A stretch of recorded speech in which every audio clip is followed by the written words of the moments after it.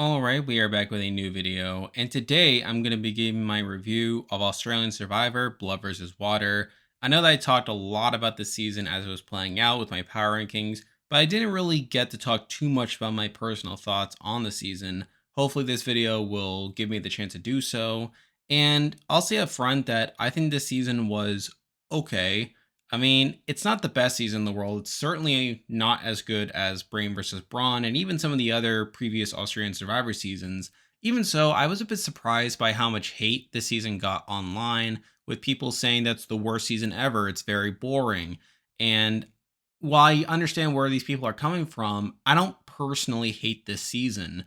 But with that said, I will be breaking down my thoughts on the season. But let's jump right in. So first up, I like to break down my reviews into four sections, talking about the cast, the production, presentation, and then the gameplay. And obviously the first section we have is the cast. Now, considering this was a blood versus water season, I found the casting decisions very weird. You'd think they would go either all newbies or half newbies, half returnees, judging from how Survivor US has handled this type of season. But for this season, they mostly went with newbies, with a few returnees sprinkled in. And even then, you had a returnee couple with Mark and Sam, which understandable but very unusual. You had Andy, who wasn't exactly all-star material, and you threw in Sandra for some reason. So right at the bat, these decisions were very bizarre. I mean, in terms of entertainment, though, Sandra was my favorite character of the season. Then again, Sandra's always a fun character, so that's not too surprising. Andy was just kind of whatever. Mark was okay, but a lot of that was because he got so much screen time. I feel like if he wasn't the winner, the edit wouldn't have paid him nearly as much attention. And then there's Sam, who was definitely the most complex character of the season. I found it very interesting to hear her talk so much about her gameplay, especially later on as she started to play more messily, started to play more for Mark than herself, and ultimately made mistakes that caused her to be targeted and eventually taken out. So I feel like Sam was definitely more interesting on the season, but even then, I wouldn't consider her an all-time great character. It's just more so she got a lot of screen time, she got to talk a lot about her game that made her as interesting as she was. Now, as for the newbies, it was a pretty mixed bag. I mean, you have a couple interesting figures like Nina, Khan, Sophie, Jordy, I guess, Chrissy, I guess. But honestly, I don't think any of the newbies are big characters or anything. I mean, Croc could have been interesting, but he ended up being kind of boring. Juicy Dave had a fun episode 3, but really fades into the background after that. I mean, Josh is only interesting because he looks like a skinny Russell Hantz and also because he's a great player. Aside from that, I can't think of anyone else being notable in this season. I mean, some of that stems from the editing, which we'll get to soon. But to me, a lot of this cast felt pretty unremarkable. I mean, you compare that to previous seasons where I feel like previous seasons of Australian Survivor have at least had one really big character. And yes, while you can fault the editing for giving that person so much screen time, I mean, at least they were an interesting character. I mean, 2016 had Nick to a degree. I mean, 2017 had Luke and AK and just name a couple. Champions versus Contenders, you had Benji, you had Matt Rogers as well. Champions versus Contenders 2 and All Stars, you had David, which was interesting as well. I mean, obviously last season you had Haley and George, who are very interesting characters as well. But this season, you don't really have like a big character like that. And while they definitely try to fill that with people like Jordy getting a lot of screen time, it feels like, like it's pretty inferior at the end of the day. So to that end, this cast was definitely weaker than some of the others, and to that end, I can understand why some people found this season boring. Now we're moving on to production, and for the most part, this felt like a pretty tame season as well when it comes to twists and format decisions, at least compared to Brain vs. Brawn. I mean, you can definitely tell they were trying to recapture some of those elements that they introduced in Brain vs. Brawn. Like they brought back the swap tribe twist for the pre-merge where the person voted out got to go to the other tribe. However, it didn't have nearly as big of an impact on the game this season, with Sophie blowing up her game this time, being sent out pretty quickly afterwards. They also brought back the safety without power twist, this time having it in the post-merge, and something you can buy at the auction. And obviously, unlike Brain vs. Brawn, where George wastes this at the first tribal of the season, this time it did have a pretty big impact, where KJ effectively ensured that the Purgatory 3 would have the numbers moving forward. Speaking of which, another notable twist from the season was Purgatory, which is a modification of the Redemption Rock from Brain vs. Brawn. And while I thought it would have been their attempt at Edge of Extinction, where they would have tried to drag this out as long as possible, have a one big challenge where one person comes back into the game, it turns out that this was simply a way to roll both of the post-merge non-elimination rounds in a somewhat satisfying way, but it still made the season feel a little slow, where it literally took 3 episodes to eliminate one person. That felt like a lot, and I felt like that really dragged out the season during that stretch. And while I prefer that over the earned twist, which felt pretty anticlimactic, like I said, it did make the season a bit slower in that section. And I guess on a similar note, obviously the decision in the post merge to only air 2 episodes a week, while that is what they have done in the past, I felt like it definitely slowed down the season to a certain extent. I felt like Brain versus Brawn and All Stars really found a decent way of moving the season along with 3 episodes a week all the way through. But with this, it really felt like the season was slower than that season, so that was just something I noticed as well. It's clear that the production team liked the format Brain versus Brawn and wanted to keep a bunch of the ideas they implemented in that season with some modifications along the way. And for me, I think it was a give and take. Obviously, you have some twists working out better this time than they did the last time, while others just weren't as interesting. Then again, I feel like that's what you're going to get anytime you have twists like this playing out across multiple seasons and the way they come up in different situations. And finally, a new addition to this season was the switch to a Final 3 format. Now, supposedly the production team had wanted to make this switch for the last few seasons, in fact, but were unable to do so due to Medivacs messing up the production schedule, with Lee leaving All Stars due to his mother passing away, and Chelsea being medevac from Brain versus Brawn in the post merge. And while Nina being medevac from this season could have disrupted things, it ultimately didn't. She was medevac in the pre-merge, which didn't disrupt the schedule too much, and they were able to make the switch this season. And for the most part, I think it worked out the way that they wanted, with the format making it easier for a dominant player like Mark to get to the end and win. We'll have to see how it plays out in future seasons, and at the end of the day, I still prefer Final 2s over Final 3s, but for this season, I think it led to a favorable outcome. Now moving on to the editing and presentation, and I feel like this is where a lot of the hatred this season really stems from. But for me, this season really felt more of the same for Australian Survivor, with Mark getting a very obvious winner edit. I think that really shined through my power rankings, where week after week, I was so confident that Mark would win. Once the season started, the only times I didn't have him at number 1 were the first week, where he was number 3, and week 4, where he was at number 2.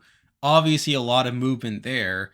Now, it seems like a lot of the online community also recognized how obvious the Mark win was, and given that a lot of people don't like Mark, they were disappointed by this outcome, and I saw a lot of people begging for anyone other than Mark to win. And I feel like a lot of that stemmed more so from them just not liking Mark than them actually having an argument that the edit was pointing to someone else winning, or at least that's how I read the situation. Another feature this season was just how unbalanced the edit was as well, where some people got way too much content, while others barely got anything. Again, this isn't anything new for Australian Survivor. You obviously had people like Sandra and later Jordy getting pretty massive edits, while other people got, again, very little. You have Mel, who, despite making it to episode 14, didn't have a single confessional until the merge. Her sister Michelle only fared slightly better with 1 confessional in the pre-merge. Juicy Dave went from having 0 confessionals in the first 2 episodes to 12 confessionals in episode 3, had a few in episode 4, and then went 11 episodes without a single confessional. And then his boot episode, where he was suddenly shown as this massive jury threat, is jarring to say the least. Other characters like Chrissy, KJ, even Jordy all had pretty notable dry spells at various points that really caused them to fall out of winter contention as well. But I think the most egregious example of the unbalanced edit is with Josh, who, despite being a massive player on the season that played a dominant game, got to the Final 4, and likely would have won had he gotten to the end, was completely invisible for the first 8 episodes. And while I got a massive introduction in episode 9, by then I had already written him off as a winner contender. To me, this was a massive missed opportunity from production, as Josh could have been presented as a season-long contender, someone to be a serious rival against Mark. Now, granted, I don't know if he could have really been considered a rival against Mark from the beginning, as again, they were aligned for most of the game. But the fact that we had this great player be buried in the edit for a decent chunk of the season and never allow us to see him as an actual contender is pretty bad, in my opinion. So it should be clear that the editing on the season was a bit of a mess, and I've noticed that more people are calling it out now. But to be clear, these problems are not new with Australian Survivor. Every season since Champions vs. Contenders 2 has had a very obvious winner edit. Now, to be fair, this one is probably the most obvious, as even David and Haley had holes in their edits earlier on that made me at least consider other people. But with Mark, the only real holes came in the post merge when he started getting negativity. But even with those instances, they were spun into positives anyway, and the other quote unquote contenders had already accumulated so many holes in their edits to where I couldn't really consider them either.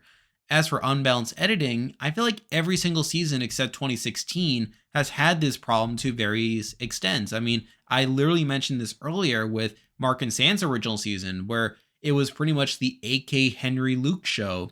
Champions vs. Contenders was the, as I said, Benji and Matt Rogers show. Brain vs. Braun was the Haley and George show. All Stars was kind of the David show. But to be fair, as I mentioned earlier, this was a weaker cast than usual, making this issue even more apparent. So at the end of the day, this season didn't feel too different from previous Australian Survivor seasons, presentation wise, though the cast definitely made those problems more apparent, and I think that's a big reason why people are starting to call out these issues more and more. And finally, I want to talk a bit about the gameplay on the season, where I don't think the season's gameplay was as impressive or entertaining as Brains vs. Brawn. Now, that isn't to say there aren't great players on this cast. I mean, I think Josh and Jesse have really established themselves as great players on this season, with both of them having a lot of control during their runs. Despite being low on my preseason power ranking due to the possible target, Nina also impressed me a lot and displayed some great gameplay during her run. And while it was cut short by her medevac, I'm hoping she gets a second chance. I think she has a lot of potential there. And speaking of which, Sandra was also interesting to watch, with her having a similar run to her Game Changers run, obviously being a pretty big force in the pre-swap section of the game, but then getting screwed over and then voted out as a result. Khan and Jordy were interesting figures and certainly big players, although not the most effective in the world. Croc was interesting as well, and I'm a bit shocked he went out the way he did. KJ, despite not having the great of a game, had some good moments as well, like her auction move and using the advantage to get the Purgatory 3 to flip the game. And then we get to Mark and Sam, who obviously improved quite a bit from their 2017 showings. I felt like both of them showed some potential from their original seasons, but just weren't able to realize it. This season, however, they really gave themselves a lot more room to do so well, and I think that's great. I think they really solidified themselves as great players of the game. Sam, as I mentioned earlier, was a very compelling figure to watch, and while she started to slip up after the merge, starting to play more for Mark than for herself, and making herself a big target, she still was interesting to watch, and I wouldn't mind seeing her play again. And then there's Mark, who I think is a solid winner gameplay wise. While he wasn't the only dominant figure on that season, he had a lot of control on how the game played out. And despite being put into some pretty bad spots post-merge with the Purgatory 3 and losing Sam, he's able to recover from those situations pretty well and is able to hold the numbers even without having immunity. I feel like he's at least number 2 on my Australian Survivor winner ranking. Now, I think David is still probably above him, though I think they're both very solid winners in their own right. Now, on the flip side, there were certainly some duds, such as the twins. Jordan was a weird figure as well. I mean, I feel like neither of them were very active in the game. I felt like that was disappointing. Sophie was fun, but a pretty terrible player, if you ask me. Shay was very underwhelming by the end of it, where I thought she could have been a compelling underdog that could have won, only to be dragged to the end as a goat.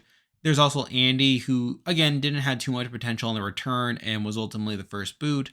But if I'm being honest, I think compared to Brain vs. Brawn, this season probably had a comparable amount of big players and duds. I feel like the issue is just more so there aren't as many big moments this season. Like, Brain vs. Brawn had a number of fun rounds. Like, there was the Big D round in the post-swap. There was also the Simon blindside, where you obviously had Simon being voted out with 2 idols in his pocket, but also Haley kind of blowing up Danny's spot a bit, but also kind of blowing up her spot as well. You also have the Gerald round, where George is able to completely take advantage of a split between the Braun tribe to really take out someone who was relatively safe at that point. And then obviously the ending in which Haley and George, the two best players on the season, get to the end together. Whereas this season doesn't really have that many great moments. I mean, I guess the closest thing you have is the Croc round, which was very interesting between Chrissy not going along with Croc's plans, Ben trusting Jesse way too much, and then Jesse rallying the numbers to get Croc out with an idol in his pocket. I mean, that was something. I mean, there was also the Jesse blindside, which was also pretty fun with Sam getting Jesse to hand over the idol, effectively giving Mark and Sam two idols. I mean, that was fun and really drove a lot of the drama afterwards. However, I feel like those moments probably aren't as big as the ones I mentioned from Brain versus Brawn. I felt like I had a lot more fun watching those big moments from Brain versus Brawn. Admittedly, the most boring stretch of this season was during the Purgatory twist, where Shay, Jordy, KJ, and then Michelle were all voted up back to back to back. And with them being on the bottom, it wasn't very interesting to watch. And there was definitely a point where I thought that whoever returned from the Purgatory twist would be quickly begonged. Now, fortunately, that didn't happen, where the Purgatory 3 are able to get the numbers and are able to vote out Jordan and Sam. Now, I don't love how the Purgatory 3 needed a twist to get the numbers to allow that flip to happen, but it still resulted in some interesting vote outs. But eventually, we see Josh and Mark get the numbers back, and while you can fault Chrissy for being too loyal to both Josh and Mark, it made for an interesting endgame where you had two people who, on paper, could have won had they gotten to the end, and it really came down to an interesting showdown. And I feel like had the edit been, like a bit more balanced, I felt like it would have been very fun to watch. But in terms of strict gameplay, it is very interesting, even if it's not as interesting on a game on the TV screen.